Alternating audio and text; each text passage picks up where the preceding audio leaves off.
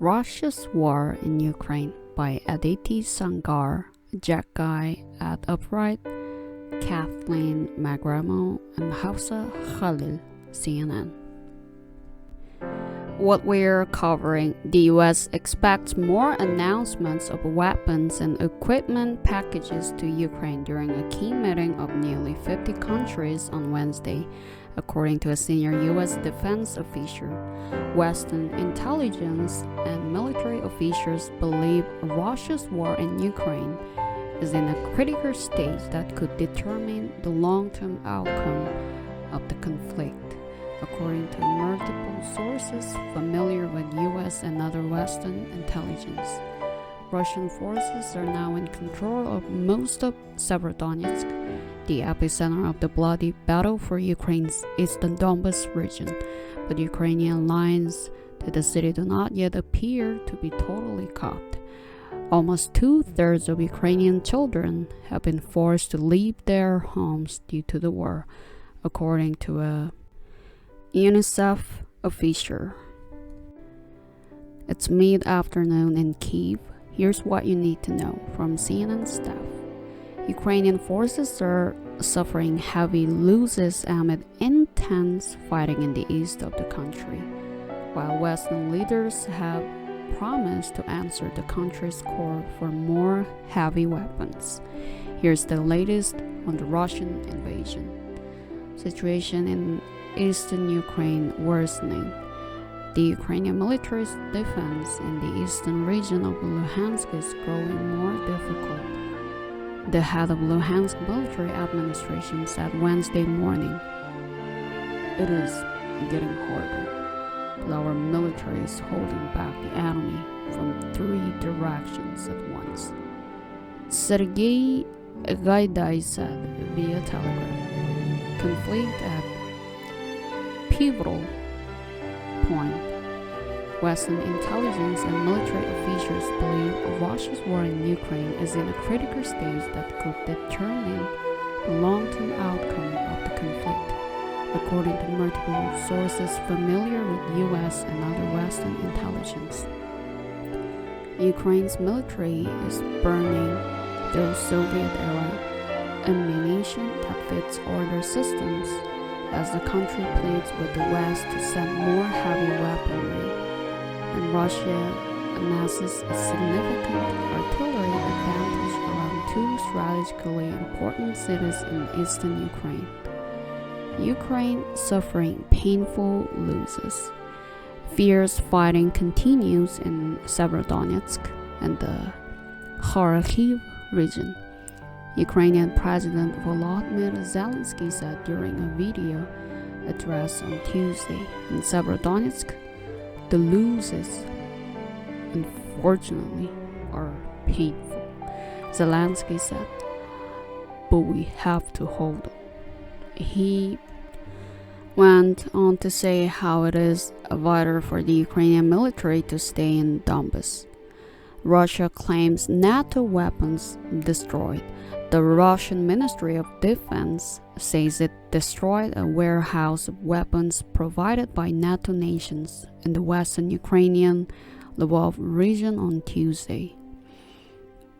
High precision, long range Khalil missiles near Cholochev, Lvov region, have destroyed a warehouse of ammunition for foreign weapons transferred to Ukraine by NATO countries, including 155mm M777 howitzers, the Russian MOD said Wednesday. NATO promises more weapons. NATO Secretary General Jens Stoltenberg said Wednesday the alliance will continue to support Ukraine, supplying them with a military support package that would help the Ukrainian army transition from Soviet-era artillery to more modern weapons. We're extremely focused on stepping up, providing more support, more advanced weapons, because we support them in their just fight against the brutal Russian invasion, Stoltenberg said in Brussels ahead of a meeting of NATO defense ministers. Ukrainian children suffering widespread displacement. Nearly 2/3 of Ukrainian children have been forced to leave their homes, according to Afshan Khan, regional director at UNICEF. Macron predicts negotiations with Russia.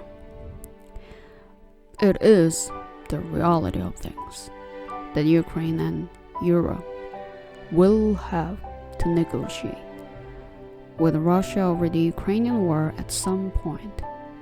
French President Emmanuel Macron said Wednesday, "The only desirable end to the conflict is either a Ukrainian military victory or talks at some point because fighting is stopped.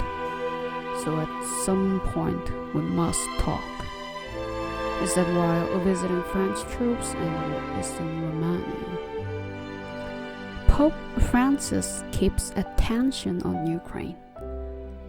The pontiff made an appeal for people not to forget about the Ukraine war as the conflict rages on. Let's not get used to living as if war were a distant thing, he said. Russian plan to reopen bombed Mariupol theater. Russia is planning to reopen Mariupol's drama theater this fall, the location where hundreds of people are believed to have died after a Russian bombing on March 16th, according to an advisor to the Ukrainian mayor of the city. Dances on the bones, a performance at the cemetery. He said, "There is no such depth of the inhumanity bottom that the occupiers have not hit." Civilians at Severodonetsk chemical plant have not been resupplied for 2 weeks, says district leader. From CNN's Olga, Voitovych and Mick Krever, the more than 500 civilians sheltering underneath the Azot chemical plant in the besieged city of Severodonetsk, eastern Ukraine, have not been supplied in 2 weeks, the district's leader told CNN on Wednesday. There are food stocks, but they have not been resupplied for 2 weeks. Roman Vlasenko, head of the Severodonetsk district military administration, said via text message, "So stocks won't last long if there is a humanitarian corridor. I believe people are ready to leave Azot." The Russian Ministry of Defense said that it would open an evacuation corridor from the plant for civilians starting on Wednesday, but only to Russian-held territory to the north. Ukrainian authorities have not commented on Russia's proposal and have generally been skeptical of such claims, given past Russian practice at repeated points during the war, they say. Russian forces have broken promises to open evacuation corridors, driven civilian evacuees onto their territory, and failed to observe ceasefire agreements. They have been hiding there from the very beginning. Vlasenko said there are rear bomb shelters there. In most cases, these are employees of the enterprise or local residents. In an interview on national television, the head of the city's military administration said that travel between Ukrainian-held Lysychansk and Severodonetsk was difficult but still possible. Ways to escape are quite dangerous, but they exist. Alexander Stryuk said, "It is wrong to say that the city is completely cut off. Logistics has become much more complicated." He said that fighting was concentrated in the center of Severodonetsk.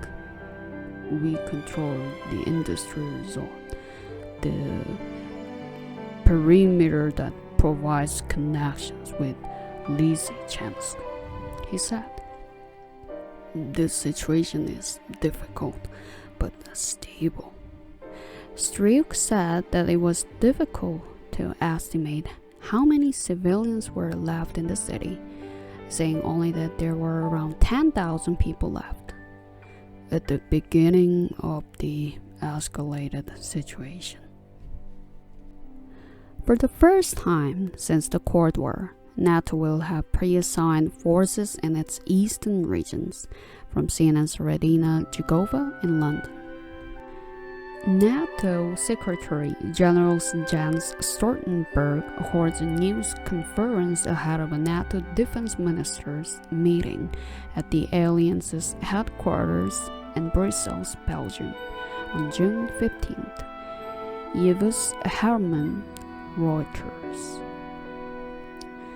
NATO will have preassigned forces and prepositioned equipment on its eastern flank for the first time since the Cold War, the alliance's Secretary General Jens Stoltenberg said Wednesday.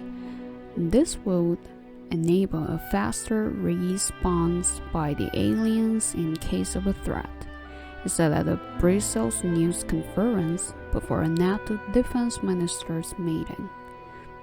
That's exactly what we're working on with Germany, but we expect all the allies to make similar offers to enable preassigned forces that are training and are responsible for the defense of specific territories, Stoltenberg said.